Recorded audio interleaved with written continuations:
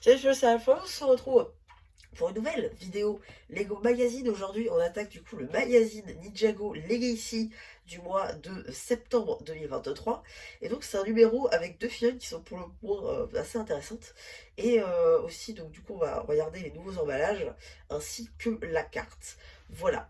Donc, bon, on va commencer par les minifigs. Donc, on va commencer par Cole, la plus générique. Déjà, Cole Evo, voilà, qui apparaît dans divers sets de la première et deuxième vague Evo. Voilà, c'est pas une figurine qui est très compliquée à trouver, mais c'est plus dans des sets qui sont plus chers que des sets de base, sauf le dragon qui est sorti en janvier de cette année. Voilà, c'est plus, c'est un peu mieux pour le trouver maintenant. Donc on est sur une tête du film, ça change pas.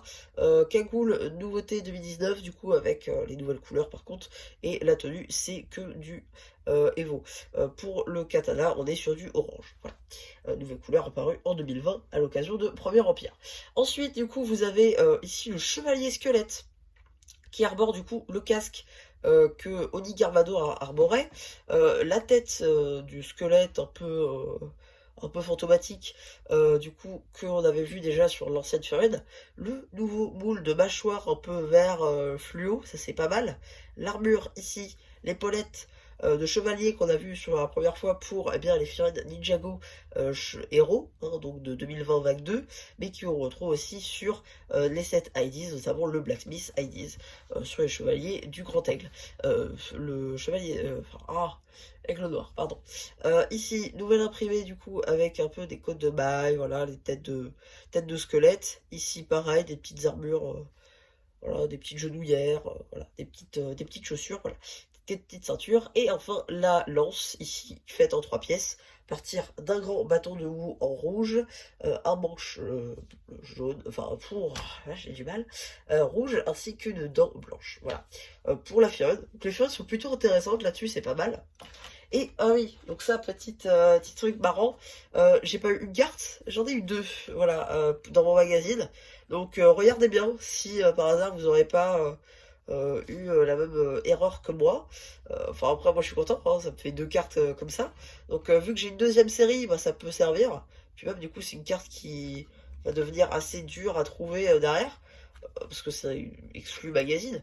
Donc non franchement c'est plutôt cool, je suis plutôt content.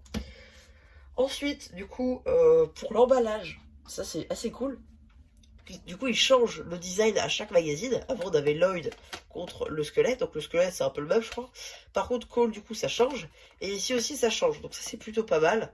Franchement, ils ont changé tout. Donc, c'est pas le même moule. C'est juste, ils ont changé l'imprimé. C'est vraiment un nouveau moule pour ça. Donc, c'est plutôt pas mal. Là, pareil, nouvelle imprimé. Et ça, par contre, ça n'a pas changé, sauf les couleurs, peut-être. Voilà, à l'arrière, du coup, ça aussi.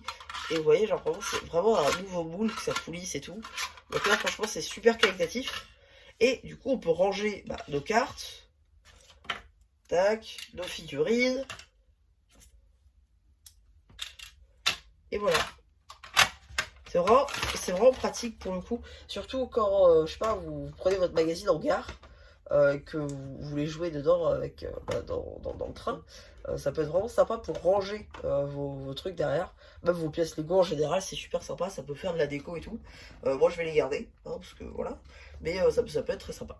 Donc du coup, on attaque le magazine. Donc 9 €, 8,99 €, c'est un peu cher comme d'hab, mais bon, quand vous voyez le taf sur le packaging et tout, franchement, c'est... Je dis pas que ça vaut le prix, mais bon, ça se comprend un peu. Donc du coup, si vous avez pris les 5 derniers magazines Lego Legacy, dont celui-ci, vous aurez donc les 5 posters des trucs squelettes. Moi, je vais essayer de les prendre et je vais les exposer quelque part.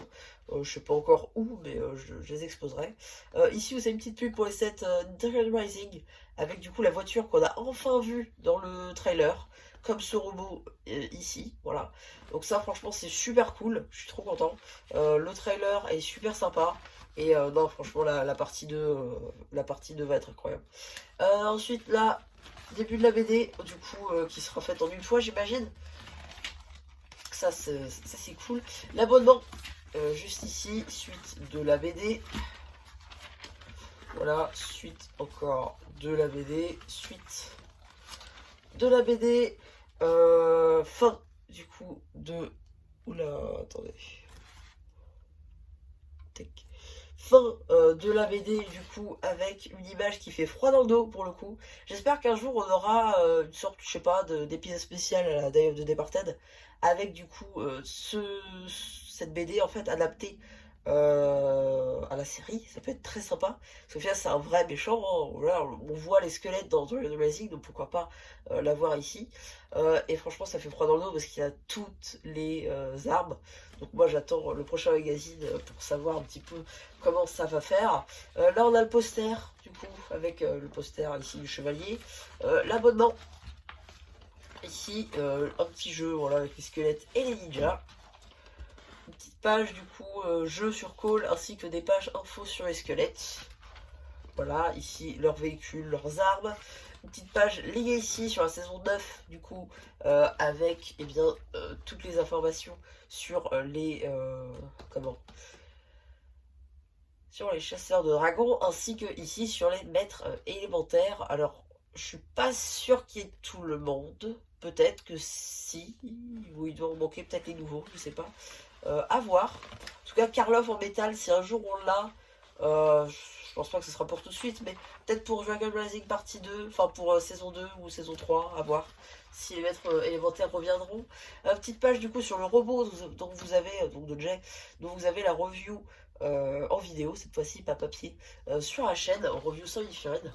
Ici, petite page sur les mains du temps avec un petit jeu avec eux justement. Voilà. Ensuite du coup on a une petite pub pour ce magazine Ninjago Dragon Racing, premier du nom, donc que je vous ai fait sur la chaîne, ainsi qu'une petite pub pour les cartes Multiplaque 2 ainsi que Eco Blister 2. Voilà. Et donc, qu'est-ce qu'on a dans le prochain magazine Ninjago Legacy?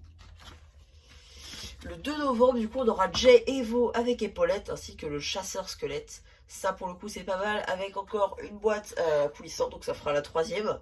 Et un petit truc bizarre, pour le coup, c'est que vous voyez ici, on nous dit carte LE31. Alors qu'on nous avait dit que la série devait s'arrêter sur les 30 cartes. Il devait n'en avoir que 30.